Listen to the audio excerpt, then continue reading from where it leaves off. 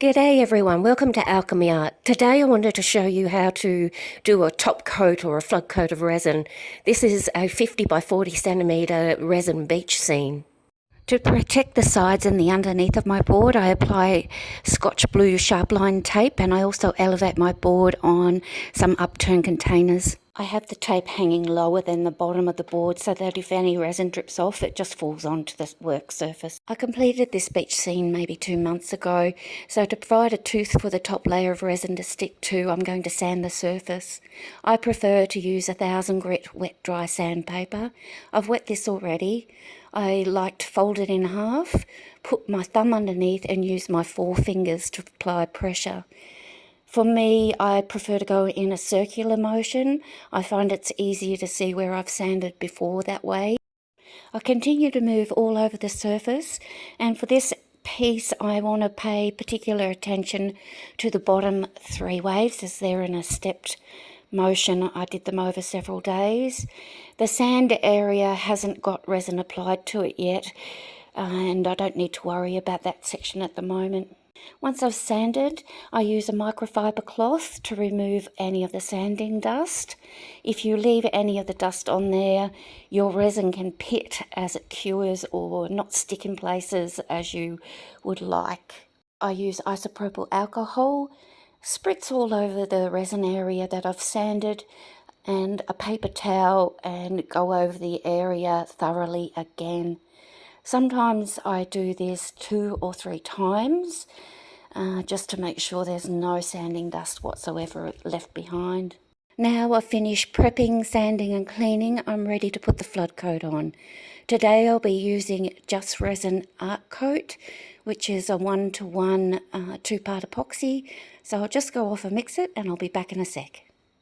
When I do a flood coat on a larger piece, I prefer to pour it out in various spots around where I want the resin to go rather than leave it in a great big puddle in the middle. I find this easier to move it around for myself that way. Next I use my heat gun on a low heat setting but a high blow. This will pop any of the bubbles that have risen to the surface of the resin. It also helps the resin soften and move easier. Just make sure you continuously move your heat gun and don't leave it in one spot or you'll burn your resin. Next, I use my gloved hand to move the softened resin around and cover the whole area. I usually push it right up to the edges on all sides and then back towards the middle and down towards the front. I use a bright ring light, as you can see by the glare, and that gives me the opportunity to see where I haven't applied the resin and move the softened resin in that area. The ring light also helps you see any fluff or pet hairs or human hair.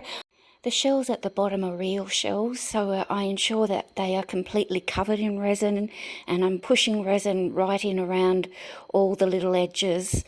If you don't, you can get little air bubbles popping up. After cleaning off the excess resin with a paper towel, I'll use my heat gun again on the same settings as before, continuously moving around the piece and not leaving the heat in one spot. And this will pop any bubbles that have risen to the surface, and it also helps soften the resin so that if I've left any ripples where my fingers have been moving the resin around, the softened resin will be able to self-level. I use the heat gun to push the resin right off the edges at this stage, and I'm also checking to make sure the board is completely covered in resin. Lastly, I use a good pair of sharp tweezers. As this is your final coat that you want to do, you want to make sure there's nothing on the surface that might leave a mark or cause it to pit or whatever. So you can't tell in the video, but I have my head low and I'm looking across the surface, using the light to help me as I go, and I pick out anything that I see, such as dust, a little bit of a shell that might have broken off, a grain of sand that's sticking up high, pet fur, hair, really anything that's not going to allow the surface of the resin to be flat and shiny when it's fully cured. When I'm happy, I'll cover it up overnight. Oh gosh, it's the next day and I'm ready to have a look.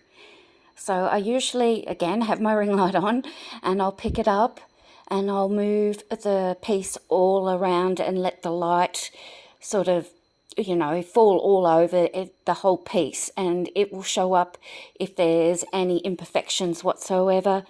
If I wasn't happy with it, I'd sand it, clean it down and redo the whole thing, but this looks really good. The last thing I need to do is remove the tape, and I usually just use the heat gun and aim the heat at the top edge of the tape, and then use my fingers and tear the tape up. And once I've torn it enough, I can then start to peel it off. If I get an area where the resin has, sort of stuck onto the top of the tape, you just use your heat gun again along the edge. Sometimes I go along 5 to 10 centimeters, and it's enough to soften the resin again and allow you to pull off the tape at the side quite easily.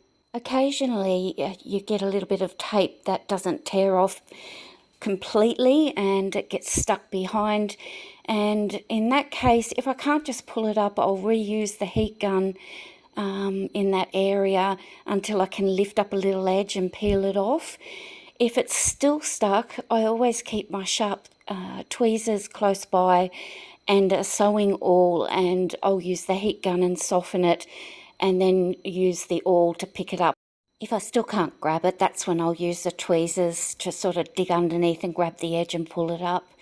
I just continue the whole process right around.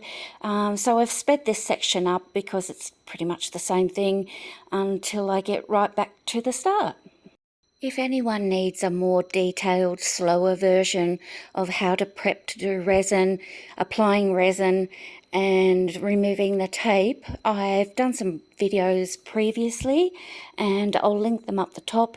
One thing I do need to mention is with the heat gun, just watch out for your hand, make sure you don't burn yourself is one thing. But also I forgot to say, when you're doing your preparation and sanding, always wear your PPE. So make sure you have goggles on and you wear a respirator mask. So now we have a nice clean finished piece with clean edges. There's no resin drips down the side. You often varnish the raw edge just to sort of give it a slight glossy look, but this looks pretty good. There's no tape cord underneath anywhere, and it's quite clean underneath. Hopefully this has helped somebody who may have been looking for how to do this. Please consider liking and subscribing, and all comments are welcome, good or bad, and you're welcome to share my channel with anyone that may need it. Thanks for watching, everyone. Bye.